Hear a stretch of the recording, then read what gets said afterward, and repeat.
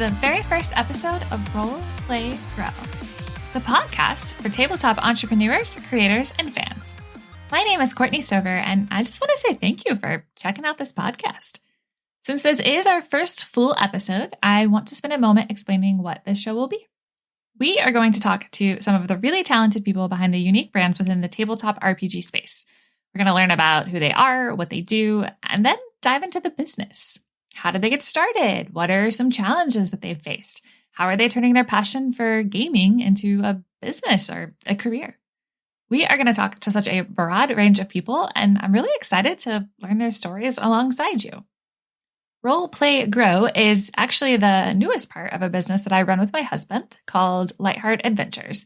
We have a weekly blog. We offer free monthly one-shot adventures and some pretty cool dungeon maps that he designs because he is a super talented cartographer. And one of the things that I used to do was that I was interviewing some creators on kind of a monthly, semi-monthly basis for the blog. And I really enjoyed doing it, but I never felt like I got enough of the story because there's really only so much that you can do in a blog interview. Typing takes a long time. People don't really necessarily want to read a super long post. And so between that and some other endeavors that I do where I work with a lot of podcasters and Twitch streamers, I decided that I would start my own podcast. And I believe that there is some really good knowledge out there. I think there's a lot of stuff that we can learn from these people that are working in this space. For today's episode, we get to hear from David Derus, the owner of a pretty awesome dice company called Dice Envy.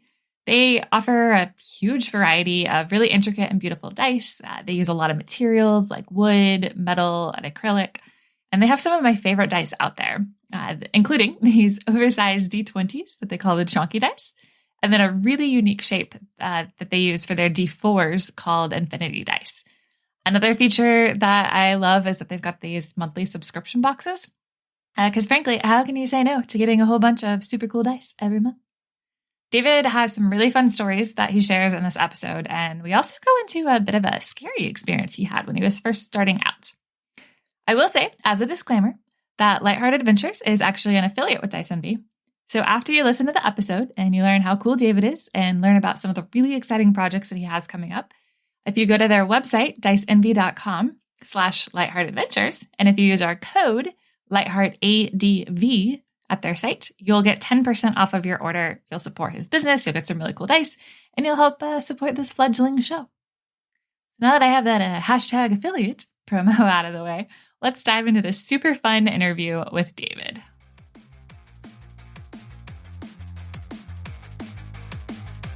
All right, you guys, today I am so excited to introduce you to David Derus, the owner of one of my absolute favorite dice companies, Dice Envy. They make a really cool and broad variety of dice with different materials and shapes and really cool, intricate designs. And I'm just really happy that we get to talk to David today. So David, how are you doing? Hi, I'm doing great. I'm very excited to be here talking dice with you. Oh, definitely appreciate you taking the time. So really, I just kind of want to jump right in and tell us, what is the David Derus story? How did you get into the gaming world? So I've been gaming since I was in high school. My sophomore year of high school, I had a friend who lived about a block away from school, and we'd walk over there to his house every Friday afternoon. And we would play until Saturday afternoon. We would not sleep. We'd just go. And we started with the D6 West End Games Star Wars book from the 80s. And I was a huge Star Wars fan, and it was the perfect introduction for me because I was able to get access to it while also enjoying something that I've already loved. So I started there, and I did that for a few years, like all throughout high school. That was what I really cut my teeth on. We did some other stuff, like we do little one shots, like MIB had one back in the 90s. So we played that one was actually quite a bit of fun. We do Men in Black, and but mostly it was Star Wars until I got to college, where I was introduced through some other friends to third edition Dungeons and Dragons, and it was the bar. It was different. It was like going to a D20 system was difficult for me. But I was able to pick it up, and the good thing was like it was a bunch of friends who were very patient with each other. So my first character was a fighter, male, like first level, claiming to be a dragon slayer. Never did get to kill that dragon, but he did have a very big sword. And like that was so that was my love affair. That began my love affair with the whole world of role playing games. And quickly after that, maybe towards the end of college, I was getting involved in different systems. Like I just couldn't get enough. If it was a new system, I wanted to try and play it. So I love my West End games, or Star Wars. I love D&D, but I'll play anything, and if it's new, it makes me happy to explore. So that's like the origin story of me as a gamer. But it wasn't until 2017 that I started selling dice. Up until then, I was just an enthusiast. Okay. So have you adapted to the D20 system, or are you still not actually a fan? No, I loved it. I spent a very long time in the world of Eberron, taking multiple characters from 1st to 20th. And that was just so much fun. It was something I could count on every week, no matter how bad it was or how good it was. It was just like there was this wonderful little ritual in the middle of my week to be able to see all my friends, eat some junk food, and joke around. Yeah, that's definitely one thing I've been missing this year is being able to actually do it in person.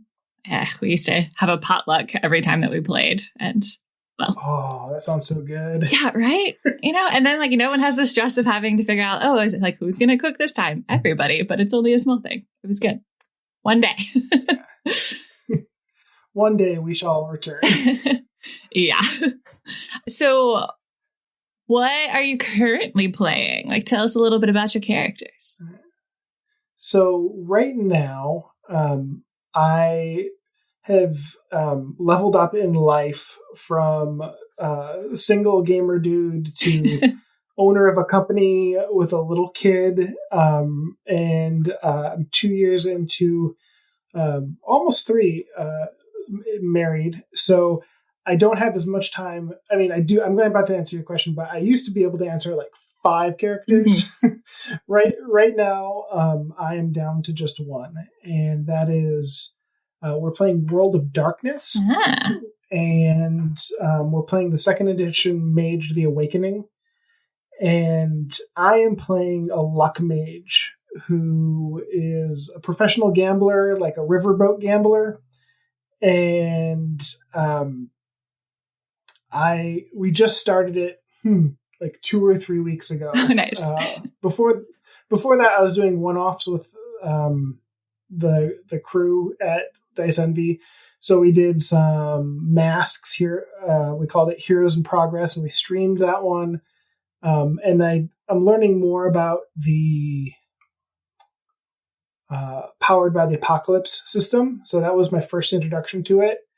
And in the beginning of quarantine, I did a 4-month run of a Star Wars version of Powered by the Apocalypse, where I was the game runner, and my crew was trying to explore a new system and try and convince the system to come into the Republic, and that was quite a bit of fun too. But right now, I play Ezra Holiday, gunslinger, riverboat gambler, all-around gentleman. total people person. That's my favorite part. Is I was quickly drawn to play the face. Like I love playing faces. So this guy is sort of the most personable character I've ever played. Whereas the point where some of my fate magic is happy coincidences, where like, oh, I know someone, or like just in our first game, we did. I was like walking around, like just meeting people on the street. Like I have a car, but I take the bus because it's more fun to just chat people up. And so in Mage the Awakening, you have to set goals for yourself, and that kind of unlocks your XP. So all my goals are about making new friends. And I'm loving it to the point where like the rest of the party, like the players love it too, but like the party members are sort of like, oh my gosh, could you just focus? We got it. There's a big bad evil guy right over there. Like, put down the bacon wrapped hot dog, quit talking to that person, let's go. Honestly, I love playing that kind of character. It's like, yeah, sure, we'll get to the fight, but first let's explore and just do silly stuff and have fun. Right. Yeah. Yeah. So you are playing Star Wars, you're playing D&D and any other games that you can get your hands on, it sounds like, for a while. And then you said 2017 is when it changed. So what happened? Well, 2017, I was working some part-time jobs, and I kind of had a realization that the path that I was working wasn't going to work out. And I'm like, oh my gosh, there's this beautiful woman here that I want to marry. I need to come up with some sort of income to make that happen. Just to make it so that I'm financially stable, so that I bring stability from my side of this relationship. And so I started, I've always been doing side hustles. I've always been working. I spent a lot of my 20s doing construction and painting houses and working like Postmates and things like that. And I thought, I need to do something that gives me more time. I need to sell something. And because that means my income's not based on how much time I'm doing a project, but how much I'm actually selling. And so I just spent a lot of time putzing around the internet trying to figure out what I wanted to do. And I finally settled on dice, not because D&D was particularly popular at the time. It was starting to gain popularity, but it was something that I loved and something I thought I could do well. But it wasn't even the first thing. I looked at like cell phone accessories, and I wanted to do tokens and coins and like for games. But ultimately dice just became the most viable product. And it was something that I was already passionate about because I had my own dice collection, and I figured if I could just make about $500 a month on Dice Envy, then like my full-time job or my passion job, I was working with teenagers at the time at a church, and that's kind of what I really love to do. I could do that, and then I could sell some dice, and then I can get married. But then one day we just had like a really good month. And there was just this moment where I was like, oh, this is more than I was giving it credit for. This could be something really big. And so I was very fortunate in that I was in the right place at the right time. And just as I was getting my company started, that was when Dungeons and Dragons was having the beginning of its revival in 5th edition, and people were starting to flock to it more and more. So I really grew at the same time, or Dice Envy really grew with the movement of role playing in general. And that's just not anything I I had to do with. I was very lucky that I had an idea at the same time that something else was going on that also encouraged that idea. Yeah, it definitely has surged in popularity in the last couple of years. So that is some good timing. So when you really started thinking about you were going to try this dice industry, what kind of steps did you take? Were you researching like how to make the dice yourself? Were you trying to figure out if you're going to source it from someone? Like how did that journey go? I started with selling generic dice. I actually started with just a single set of dice. It was a metal die with a black face and a bronze frame, which we call Mordred dice. And that was the most popular one that I had. And so from there, I wanted to take it to where it is now, which is, I would just shooting from the hip here, but I think something like 90% of the dice that we sell are designed by us through in our own molds, picking our own colors, things like that. But we didn't. This was a bootstrapped operation. This was made on $0, and so we started with generic dice. And as money would come in, I mean, the first year, I really did not make any money on Dice Envy. It was all of that money was put right back in to releasing new products and gaining a foothold in the industry. And what was also interesting too was that one of the things that has helped us has been our subscription box. Because I figured I would need, if I could get a subscription box, or if I could get regular amounts of people who would be interested in getting a new set of dice every month, that's some stable income that I could have, because I know they're going to be asking for it every month. And if I just got to, I think the number was 500. If I just got to 500 subscribers, then I could be able to afford to design new dice every month. And that has been that for the first year and a half, that was the primary source of income. It has since been eclipsed by regular one-off sales, but the subscription box is near and dear to my heart and is still going very strong. But that helped quite a bit. Yeah, the subscription box was definitely one of the things that I found really interesting when I first stumbled upon you guys. So was that something that you just from the beginning thought that you wanted to do subscription boxes, or did it take a little time before you got to that point? At about month 3, I figured this could be a bad idea. This could be a good idea. I don't know. I think I realized that the bar was pretty low when it came to what I would have to do in order to fulfill that subscription box. And so, yeah, it was about 3 months into the development of the company that I came up with that idea. And the other thing too is at the time there were no other subscription boxes. It was just me. It was awesome.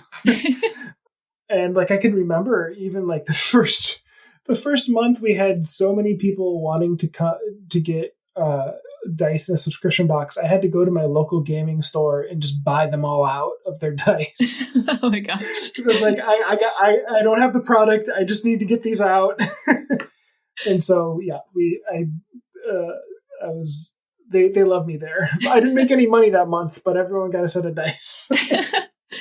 So just really quickly for the listeners that may not be familiar with your subscription boxes, can you just talk about the different tiers that you have? Sure. So right now we have 3 tiers. The lowest tier, as far as the price goes, is $15 a month, and that is a 9-piece set every month, made in our mold, and the colors and styles vary, but the set themselves are always going to be either acrylic or resin. And just for your listeners, we're working on getting it from a 9-piece set to a 10-piece set real soon here.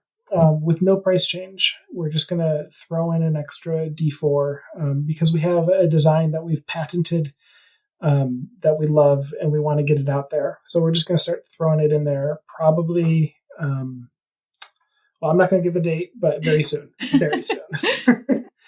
So that's our first one. That's for $15 a month. For $35 a month, our next one is called our Pride Box, and that is where we go big.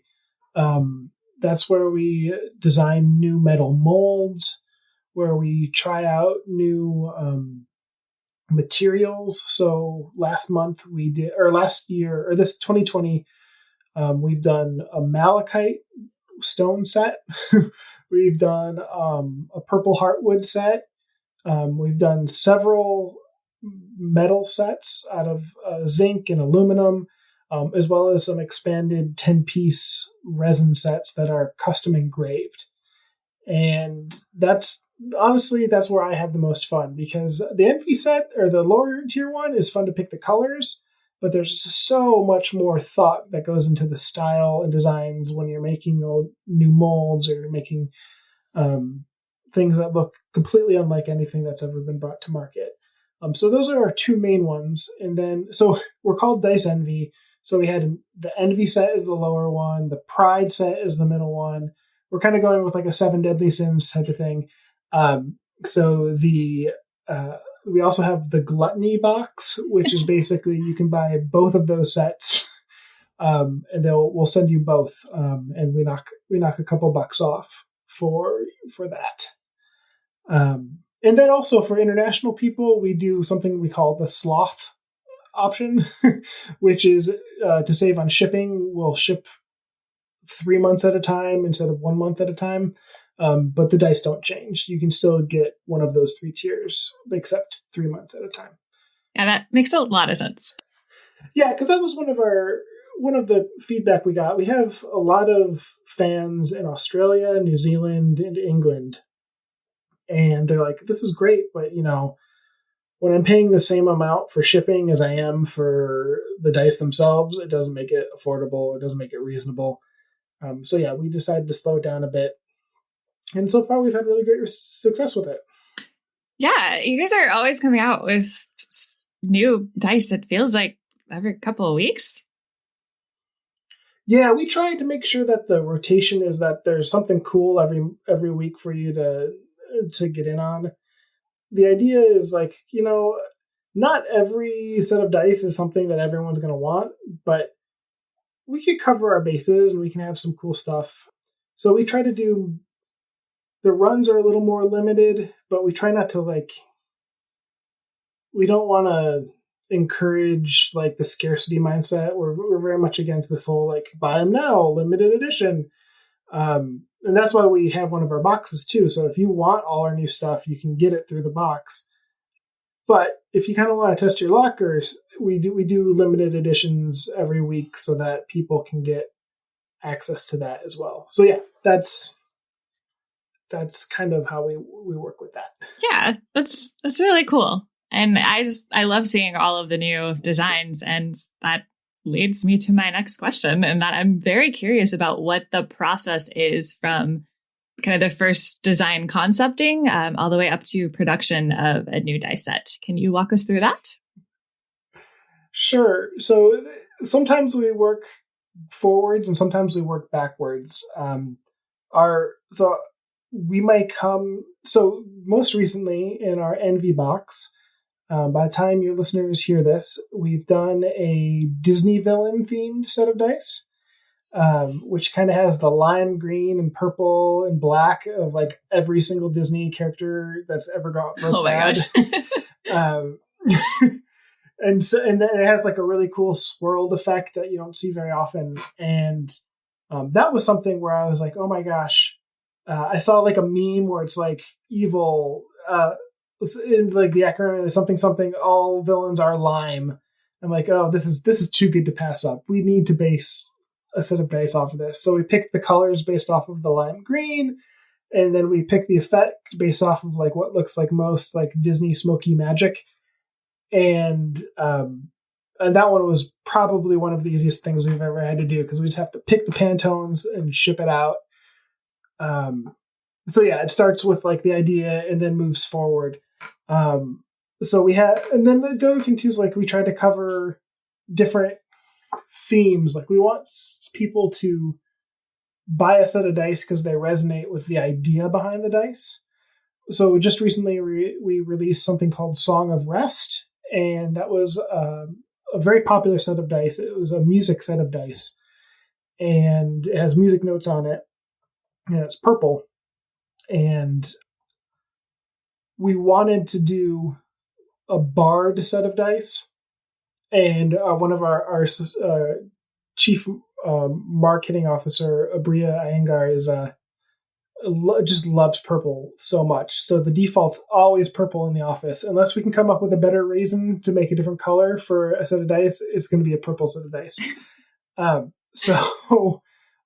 So that was something where like, oh, we want someone to identify with bards, and then we want a color that they like, and then we set it forward. Another one of our favorite ones is called America's Ass. I don't know if I can say that. You can, and I'm going to say I have a D20 of that, and I love it. Yeah, so sometimes what happens is while we're sending stuff to go get processed, our producers will send us samples of things, and maybe we'll take a look at the samples and we'll say this is good or it needs to be another color. They sent us this beautiful set of dice, and we took one look at it and be like, boom, that's America's Ass, and then that was just the end of it. It was like a little bow wrapped up and said, go sell these dice. So yeah, sometimes it comes like a supplier will get like 70% of the way there for us, and then we may tweak a color or we may come up with a really good theme for it. And the other thing too is every Friday we have a Twitch show where everyone in Dice Envy is on the Twitch stream, and we look at stuff and we just shoot the breeze and hang out with our fans, and we'll bring in samples and we'll say, is this something? Do you guys think this is something? And then we'll joke about it. And then there are some very big projects that are coming out of that right now. So we invite the community to come and be a process of the design as well. Oh, that's really cool. So I want to kind of switch gears a little bit and go back to kind of the timeline of Dice Envy, as it were. So you start in 2017. How long did it take before you were like, I need some help? Yeah, so presently there are 4 of us in the company, myself included. And for the first year, more or less, I was doing it by myself with friends coming in to help. So every month I would have, by the time I got to about month 6, I had 100 subscription boxes I had to do every month. And I just couldn't do that by myself. So the problem is that no one would want to do it 2 times in a row. So I quickly ran out of friends. But I also started with my friend Dylan, who is a graphic artist, and I have no graphic art talent whatsoever. And I told him I want to do a set of dice that looks like hyperspace. And I don't really know what that looks like, but I know you're very talented. Would you help? And he came to me with what is now the alpha set of dice. We have an alpha and omega, and it kind of has like a sci-fi jumping to light speed feel to it. And I thought, oh, you've got some talent and you can do this. Would you like to kind of come on part-time? And that's been my part-time to full-time has been my business model right now. As I need more and more help, I bring people on and pay them as best I can for the time I can, and then kind of build out their workload from there. So by the time year 2 ended, I was swamped in customer service. Or time year two, I was doing so much customer service. It was stressing me out. Like when your dice don't get delivered, or if the post office is holding them up for some reason or another, people like to blame us for that. And like I emotionally just couldn't handle it. It was just too much negativity because when people's stuff don't show up, they come in hot. Like that is people come in upset. And so I had to like find another friend who could handle that better than I could. So now we're at four. That was Dylan was first. His brother Ian was second with customer service, and then finally Abria came on as our social media and marketing consultant, but ultimately so much more. We just have my wife and I just had our first kid last December, and when we were out for maternity paternity leave, Abria became the acting chief CEO. And yeah, honestly, all three of them, I can't say enough good things about them. I love the people I'm working with. So that's sort of the timeline of when I needed help. The other thing too is I realized, like, for me, I've always been entrepreneurial, and that's sort of there's two sides to that coin. The one side is like I'm a guy who will come in and try and fix stuff with just make something work. Like I'll have an idea and I will get to the minimum viable product as best I can. But I'm not great at creating a culture of best practices. Mm-hmm. So a lot of year two was my getting feedback from the other people at Dice Envy that this wasn't a company that was run out of my bedroom anymore.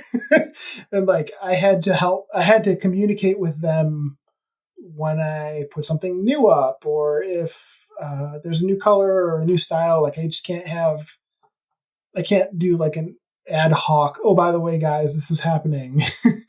I need to start talking and sharing and collaborating. And so that was a good thing for me to learn.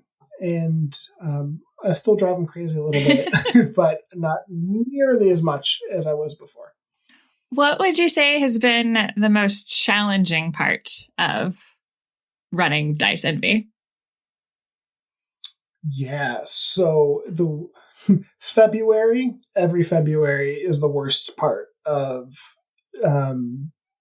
Dice Envy. And that is hopefully not this February. This February looks like it's going to be pretty good because we prepared for it. But every February, just something goes drastically wrong. And usually that's also linked to that our suppliers are in China and they take the Lunar New Year off. And so there's just a pause of supply. And that has bit us in the butt every year so far. Particularly in the first year, where I lost $10,000 to a person who simply just disappeared. Like he was the supplier that I was working with for about 6 to 9 months, and I put in a big restock order in December, and he's like, they'll be there before Lunar New Year. They never showed up, and this is back when like I did not have the money to do this. I had maxed out all my credit cards to try and keep Dice Envy afloat that first 3 months. And but the other thing too is I was like, oh yeah, it'll come. It's coming. And then like April's here and I still don't have any more dice and I don't know what to do. So fortunately, I had some friends and family that were willing to invest in me, and they saw what this could be. And so they helped me through that. But that was looking really bleak. That was probably my least, or the darkest, or the hardest time of Dice Envy was that February of, I think it was 2018, because I just didn't know where it was going, and I didn't know how I was going to get there. Yeah, that was the hardest. That is terrifying. Yeah. Oh, it was a scary thing.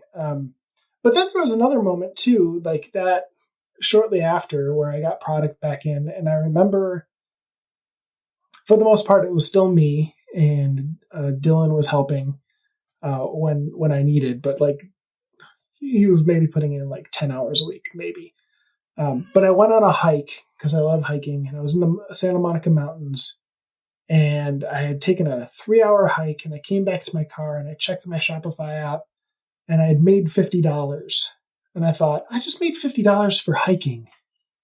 I think this is going to work. And like after that, I just had like a very strong, confident feel that like this is a good way to go. And it's never been that bad ever since. It's been growing ever since. So I'm very grateful for that. Yeah. To bring us on a lighter note, how about most rewarding? What would you say has been the best part of Dice Envy? Oh, the best. My favorite part of Dice Envy is conventions. I love conventions so much because I get to see and hang out with fans and make new fans and get to see like reactions to people's or reaction from people to our dice. And it's just so much fun. It's just cool, and the fact that there is a fan base now makes me happy as could be.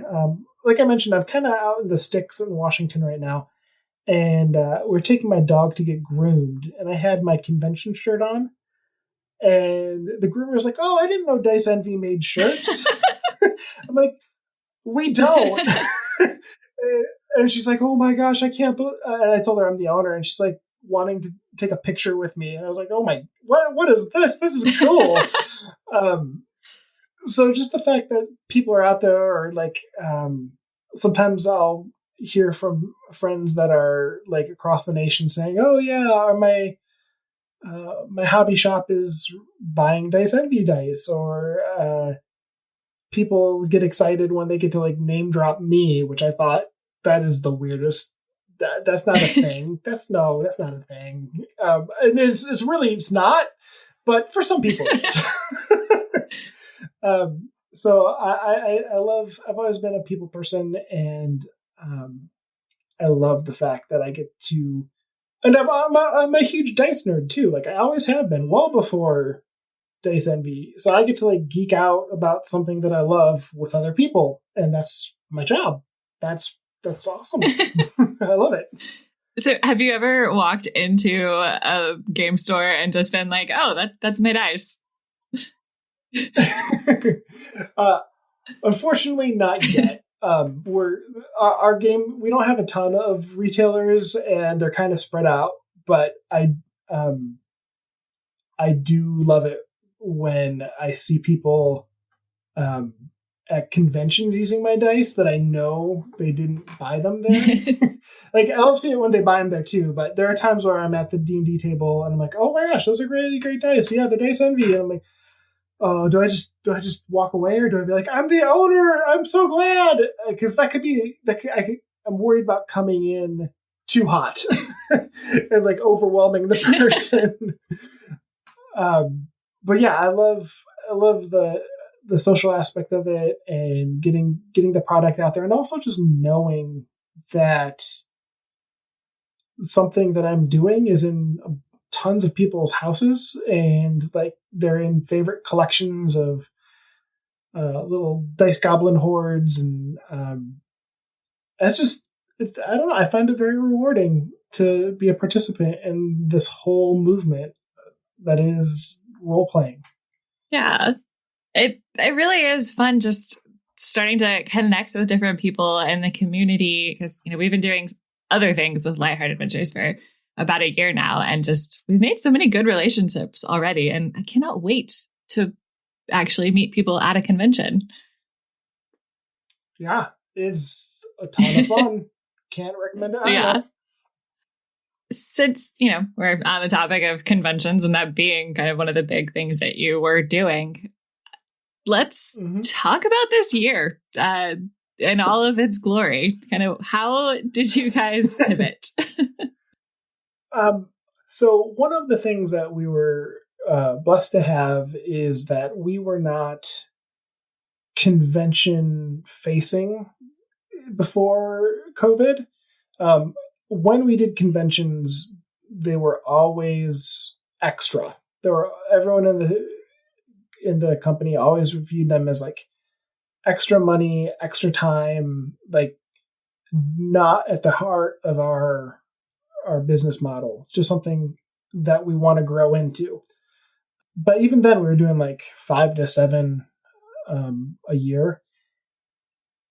So one of the things that happened was like clearly that got the axe. Like I remember the last one we did was February of last year, like 3 weeks before it all broke wrong, and that was the last one. And there's this wonderful convention of like about 2,000 people in LA called Strategicon, and they meet 3 times a year. That's our home convention. We love them, and that was the last one we've done. So we were already positioned to continue doing internet sales, which is what we were best at. And when COVID hit, I was very worried about the company.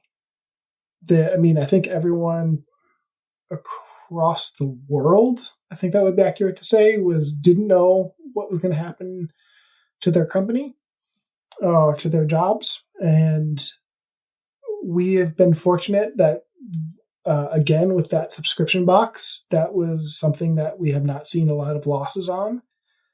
And the other thing, too, is that, and I totally get this, like, dice are kind of therapeutic. Like, getting a new set of dice brightens my day.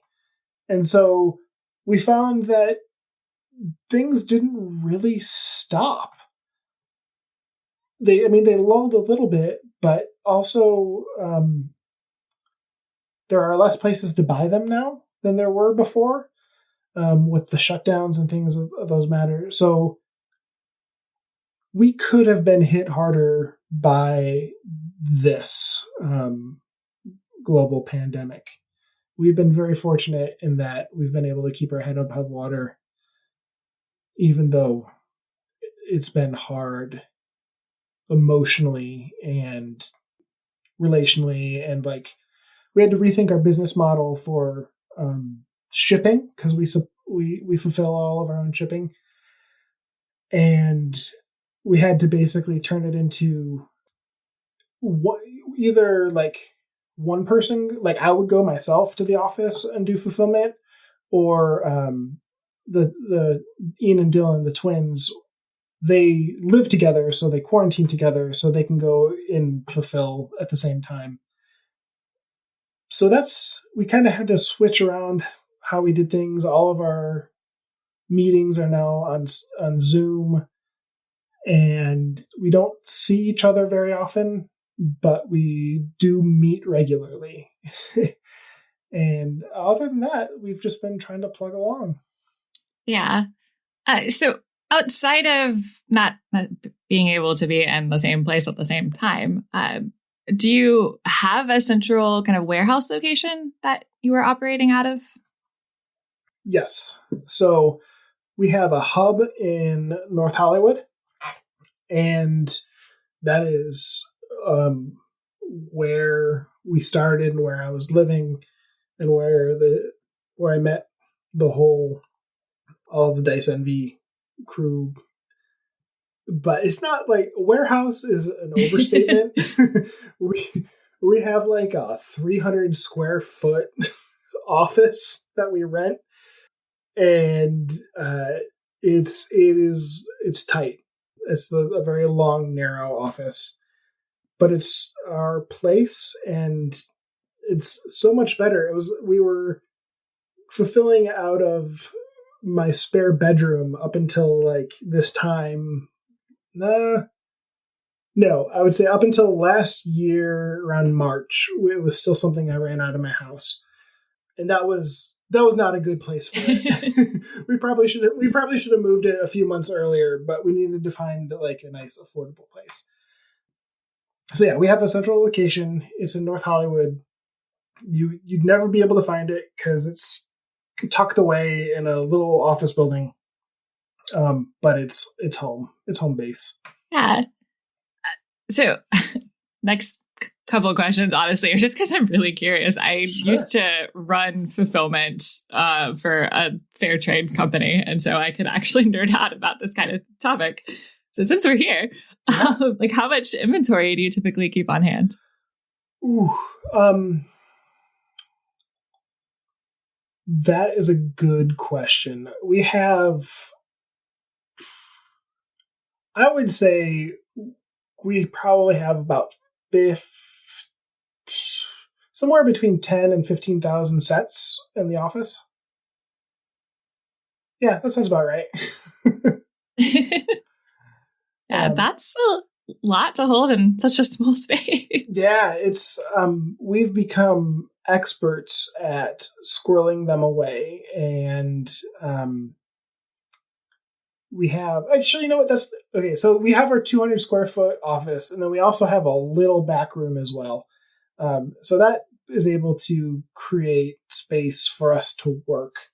But we have 3 U-line steel shelving units, and in the shelving units are like very long buckets, and in each bucket you could probably, or not bucket, bin is probably the best way of describing it. And in each bin you can fit maybe 200 sets of dice, and we just have, I mean, I can't do the math off the top of my head, but just take that number and then divide it by 200, or take my total inventory and divide it by 200, and that's how many bins we have. It kind of looks like a library, except instead of books, you have dice. That sounds like one of the best libraries. Yeah. It's really good. Cool. So another thing that I've just kind of been curious about is that Brett and I are both really obsessed with your chunky dice and your infinity dice. And I just really want to know, like, what their story is. Like, how did those come to be? Okay.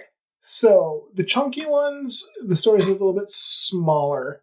It is that we were looking at other companies, and we were trying to figure out like what was a good way to set ourselves apart.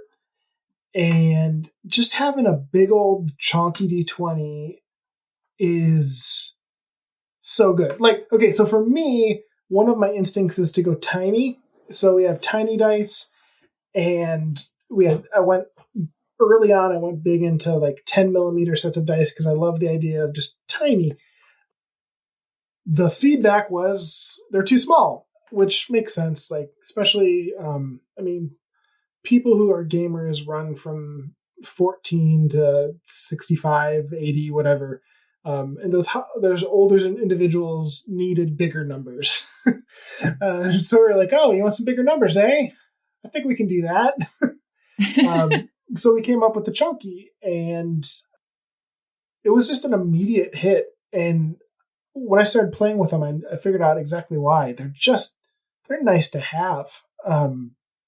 They're fun to roll, and they're a little bit like a table breaker, except a bit lighter. And so we're like, every single one of our sets should have these. And we've been slowly trying to build it up so that that hope is true, that eventually all sets that we sell will have a chunky D20 with them. As for the Infinity die, I have never liked the Pyramid D4s. I think they were a terrible idea. And early on, I thought, well, how can I make something a little better? And so it was just something like I rolled over in my head for several weeks, and I came up with the model. Like, I can remember one of the first things I did was okay, well, what if it wrapped around? Because there was, I've seen crystalline versions of the D4 where it's sort of like a barrel. And I thought, well, what if, like, how can I play with that? How could that be unique in something I've never seen before? And so I wanted a die that you could read if you were over it like from a bird's eye view, because that's literally all 6 other dice in the set is a bird's eye view. The D4 is the one that comes in at an angle, which I have opinions on pyramid D4s. And so I wanted something you can look at from a bird's eye view, and I want it to be sort of something that I've never seen before. So I thought, well, like a Mobius strip could be fun. So I just gave it a shot, and I had a paper cutout of the thing. Like I have a paper model where I just took like 2 sheets of paper and taped them together. And I'm like, Dylan, make this a set. And he went into like CAD or whatever program he uses and turned it into something really cool. The thing that I regret from the first version, which is going to be changed, we actually are making new molds right now. I want the numbers to be like so usually like in a D6, like the 6 and the 1 are together so that the total is a 7. If like the opposite faces always come up to a 7.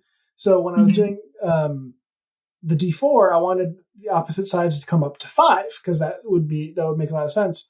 I think the life counter barrel roll numbering is better, so that like you can just almost do like a spin down D4. So those are coming out probably in March of this year, maybe a little earlier. And so that was, and then we started putting cool stuff on it. So we did numbers and we did a Kickstarter for it, and we got pretty good numbers for that Kickstarter. But then we thought, well, what if we put like Zelda hearts on it? And the Zelda heart ones are by far some of our most popular sets of dice. The Infinity with the 4 hearts. So then we're like, oh, let's put something else on it. Let's put a star on it. So we did the Starfall D4s. Again, in purple, because everything defaults to purple in Dice Envy.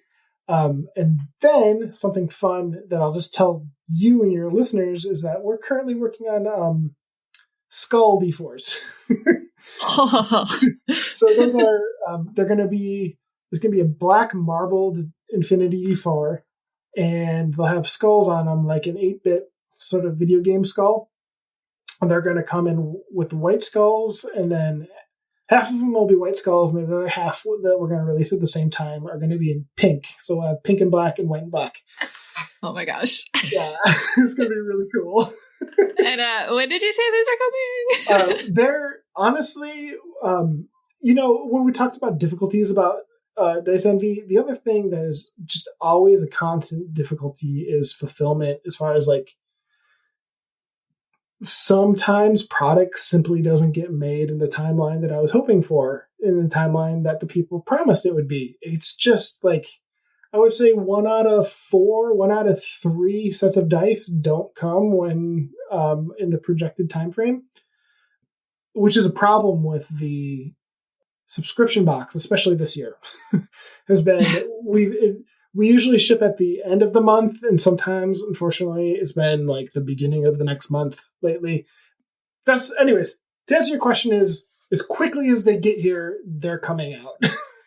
I wanted them for Christmas. It's probably going to be January, but they will get here as quickly as it can. Fair enough. Is the difficulty because your producers are international? Yes, that's exactly it. Yeah.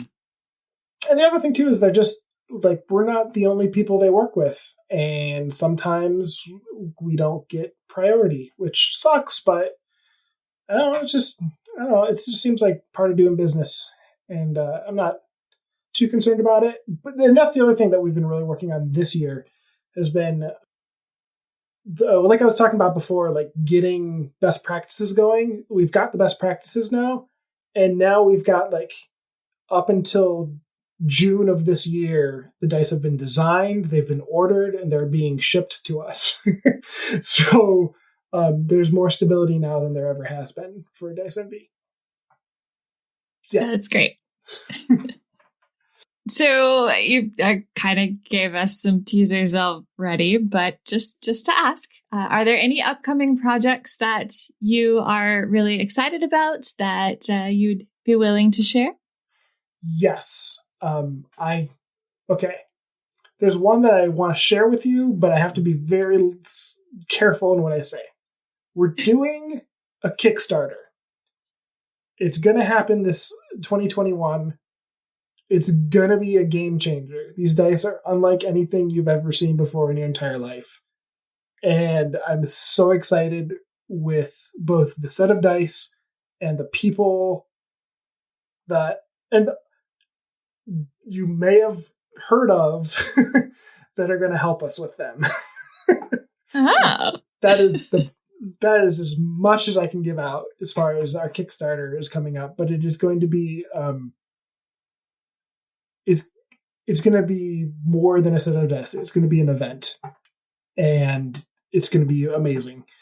And that's going to happen somewhere probably in the second or third quarter of 2021.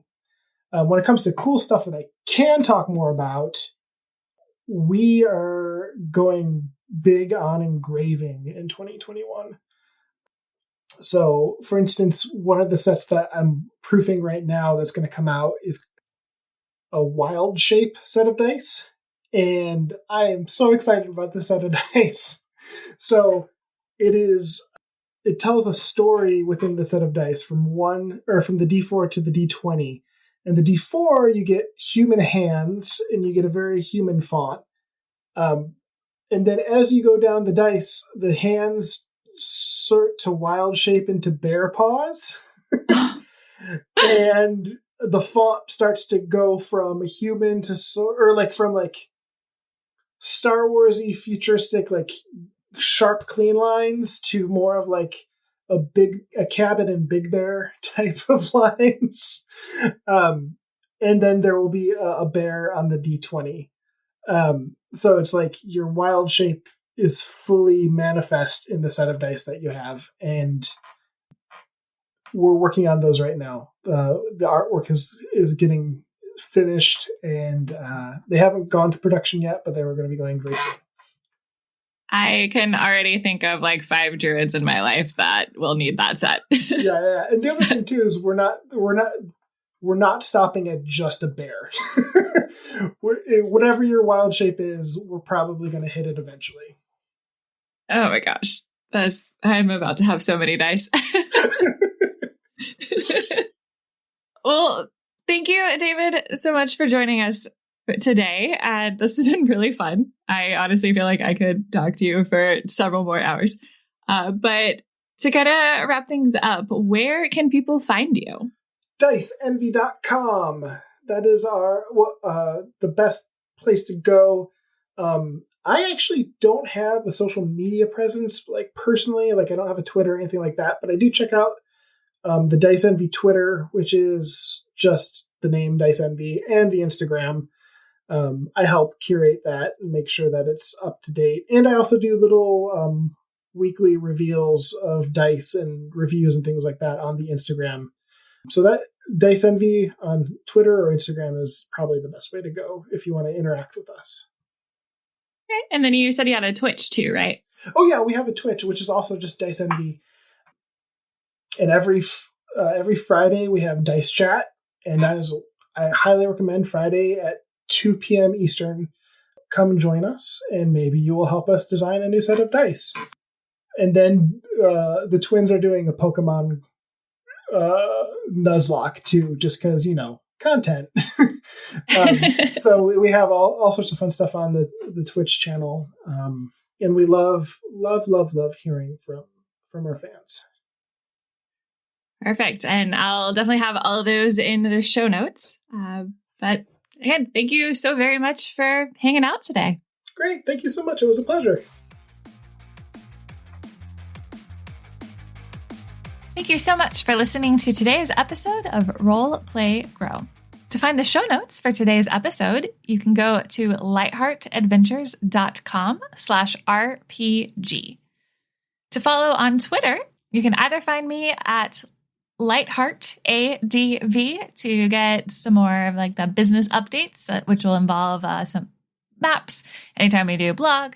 To follow me more specifically on Twitter, you'll find me at Ketra WCR. That's Ketra WCR. I post about some other things about my dog and Warcraft stuff. So either of those options is great. You can find us on Instagram at Lightheart Adventures.